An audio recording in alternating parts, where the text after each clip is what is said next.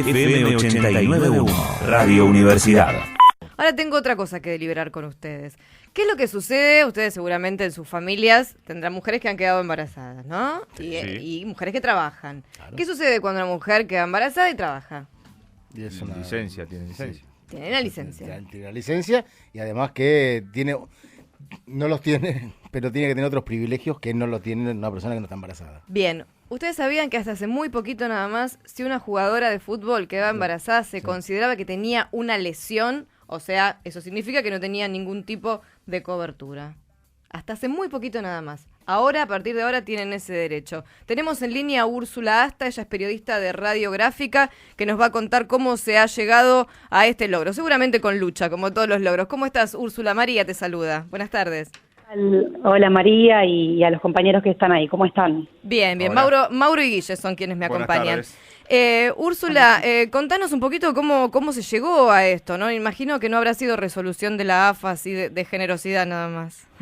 Bueno, a ver, como todo, bueno, vos lo decías, se logra con un poco de lucha. En realidad podríamos ir bastante atrás, pero me acuerdo quizá en lo más reciente, el año pasado, cuando, bueno, periodísticamente también cubríamos y le dábamos voz a aquello que venían demandando las jugadoras en el ámbito del fútbol, ¿no? Dentro del ámbito del deporte, particularmente del fútbol, y hay algunos hechos que quizá tuvieron mucha mayor visibilidad pública, ¿no? Uno, recuerdo el año pasado en la Copa América que se disputaba en Chile, que ellas hicieron la seña del topollillo, ¿no? Escúchennos, pedían, y antes de eso había sucedido algo que también parece extraño visto a las luces de los debates de hoy, pero que nada más ocurrió el año pasado, y era que la camiseta de la selección femenina de fútbol, que en el caso de los varones la presentan los varones, en el caso de las mujeres la habían presentado modelos, habían contratado modelos para presentar aquella camiseta, y esa demanda, más allá de que eso se hizo muy visible, tenía que ver además con las condiciones de entrenamiento y también con discutir, su profesionalización también, ¿no? También la lucha por consagrar el día de las jugadoras, bueno, varias cuestiones, quizá más reciente también en el tiempo, con una visibilización muy fuerte de Macarena Sánchez, planteando lo de la profesionalización, que finalmente se consagró, que se llegó, que muchas dicen, bueno, es una semiprofesionalización, ¿no? Porque en realidad lo que dispuso la AFA es que la entidad financie entre 8 y 11 contratos de esos equipos de torneos de primera división, de los equipos que forman parte de la primera división, por eso le dicen semiprofesional, y sigue habiendo debate en derredor de eso, más allá de que por supuesto es una conquista. Pero claro, cuando hablamos de profesionalización, volví a ver allí otro debate que tenía que ver con el régimen de la relación de trabajo, ¿no? Claro. Y en este caso, para las trabajadoras futbolistas, podríamos decirlo de esa manera, lo que se consagró recientemente es este régimen que permite justamente que puedan tener licencia en el caso de un embarazo. Lo que dice a grandes rasgos la resolución es que esta relación de trabajo de la futbolista profesional se va a regir por la legislación laboral y de seguridad social común, general, digamos, la que tiene cualquier contrato de trabajo, y agrega algunas modificaciones previstas específicamente para las jugadoras. Una de ellas tiene que ver con que tienen que firmar antes de jugar cada partido que no están embarazadas, tienen que avisar, digamos, que no están embarazadas, lo cual les conlleva una obligación en ese sentido, ¿no? A partir de este derecho consagrado. Por otro lado, lo que se plantea también es que si la futbolista obtiene un certificado médico, ¿no? Como cualquier mujer que se toma una licencia que está por fuera del tiempo de su contrato, lo que tendrá que hacer la AFA es otorgarle un plazo adicional, justamente si esa fecha es posterior a que se termine el contrato. Y por otro caso, lo que también se prevé es, en el caso de que incumpla algún club y la despida o la deje sin contrato estando embarazada, se prevé una indemnización. Bien. Eso como cuestiones específicas en relación a este nuevo derecho consagrado. Y estuve preguntándole a algunas jugadoras para hacer este informe aquí en Radio Universidad La Matanza, así que si les parece escuchamos algunas de ellas. Sí, por favor, ya tenemos aquí a nuestro operador que tiene los audios que nos enviaste.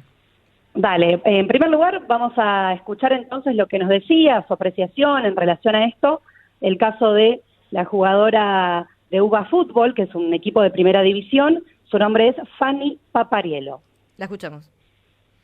La obtención de licencia por embarazo para futbolistas profesionales y semiprofesionales en el torneo de primera división de AFA representa sin dudas un avance y una conquista grandísima en cuestión de ampliación de derechos. Yo particularmente celebro que AFA piense y planifique un fútbol teniendo en cuenta siempre nuestras condiciones de mujer, como es la posibilidad de quedar embarazadas. La verdad es que esto hace un año no nos imaginábamos, pero también es todo fruto de la lucha colectiva para lograr tener un fútbol que empiece en nosotras. Y nosotros a la vez pensamos un fútbol profesional, disidente y feminista. Así que todas estas medidas que se tomen para que nos beneficien nosotras como jugadoras y como mujeres aportan muchísimo al crecimiento y nos alientan a seguir por este camino que tiene como finalidad y objetivo a la larga o a corto plazo que algún día ya no existan estas desigualdades salariales, económicas, sociales y en cuanto a derecho con respecto con los hombres. Bien, ahí la escuchábamos. ¿Úrsula? Bueno, ese era, sí, acá los escucho. Fanny Papariello, que juega en UBA Fútbol, y también le consultamos a otra jugadora su percepción, y aquí se abre a partir de lo que dice un debate en relación a aquello que sigue todavía por debatirse, por consagrarse, así que si les parece la escuchamos a Luciana Bacci, que es jugadora de Racing en este caso.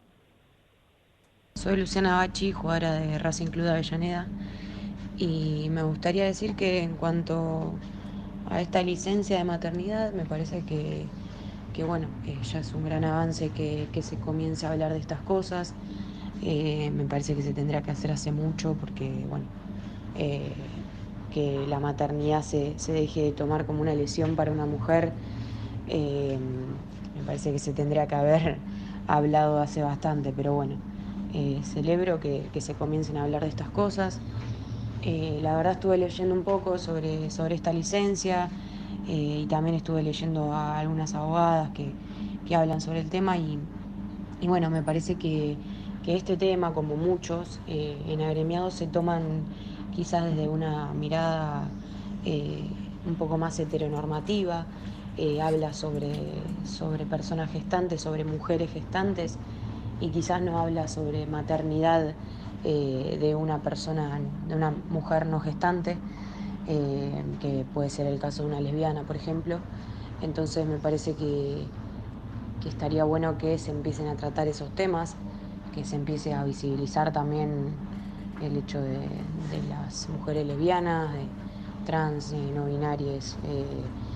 Entonces me parece que es un gran avance, pero queda mucho por hacer.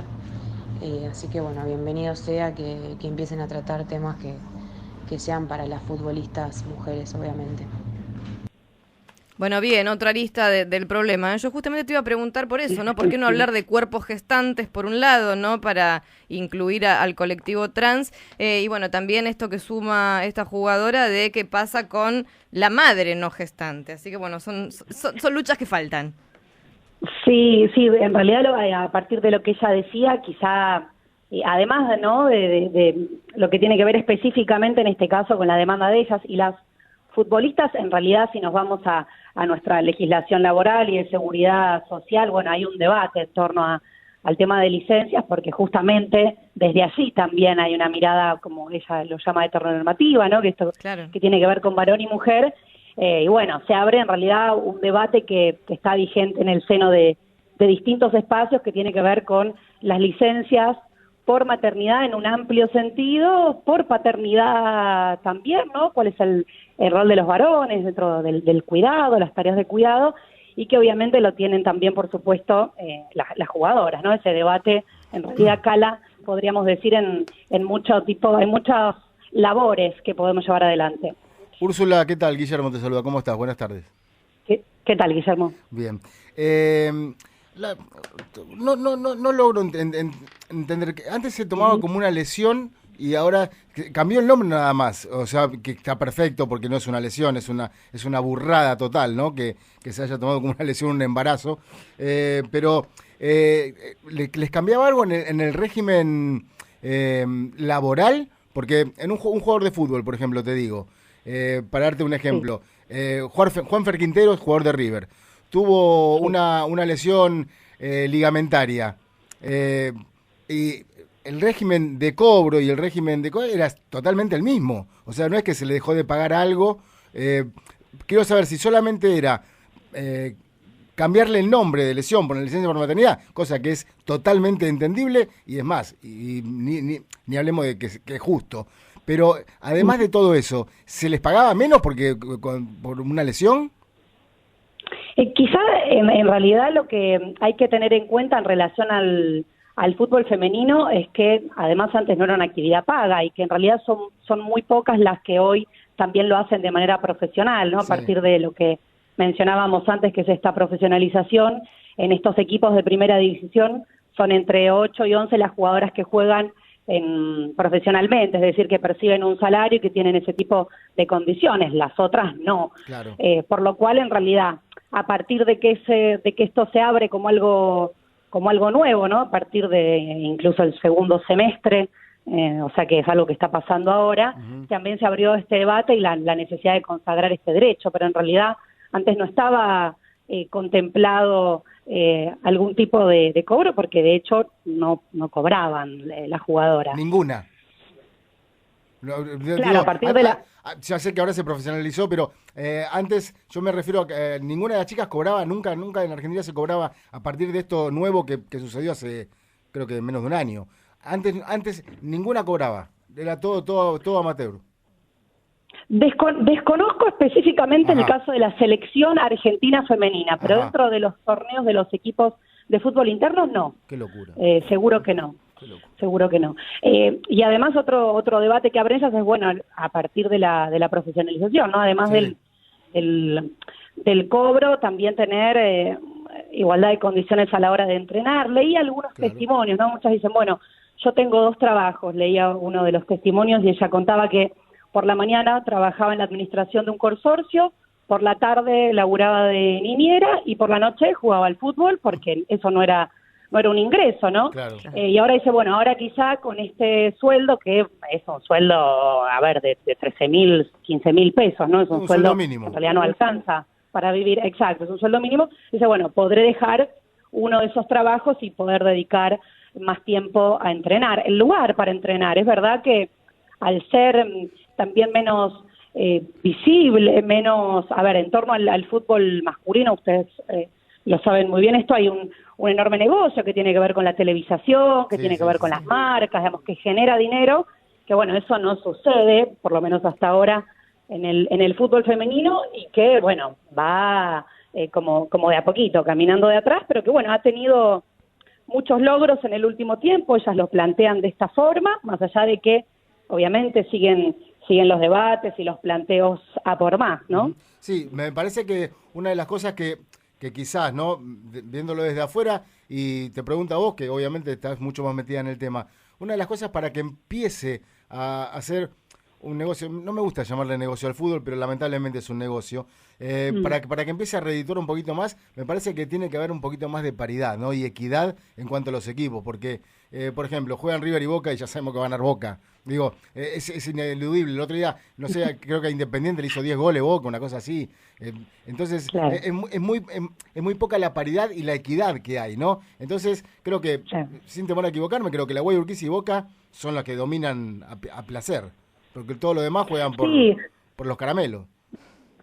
Bueno, es como, me estás hablando del fútbol femenino. Fútbol femenino, sí. Sí.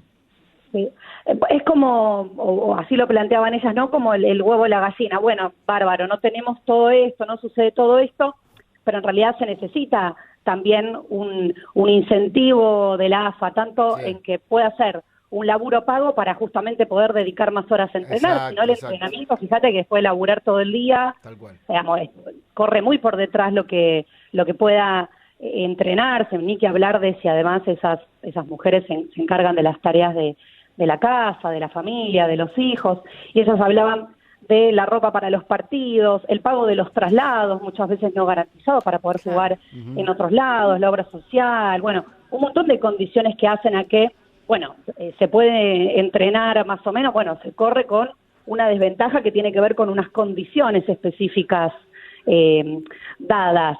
Quizá lo vemos también, o eso que vos planteás estuvo muy fuerte visibilizado en el Mundial de Fútbol Femenino de Francia, ¿no? Ellas volvieron a jugar un Mundial de Fútbol, la selección argentina femenina, me refiero, después de 12 años, hicieron un Mundial muy digno en Francia contra rivales muy importantes, como es el caso de Inglaterra y Japón. Sí, le tocó una zona difícil encima. Le tocó una zona difícil, no pasaron la fase de grupos, pero lograron 2 empates. Con Inglaterra nada más perdieron 1-0, por lo bajo se decía, ojo que pueden golear a la Argentina, digamos, ojo con las expectativas.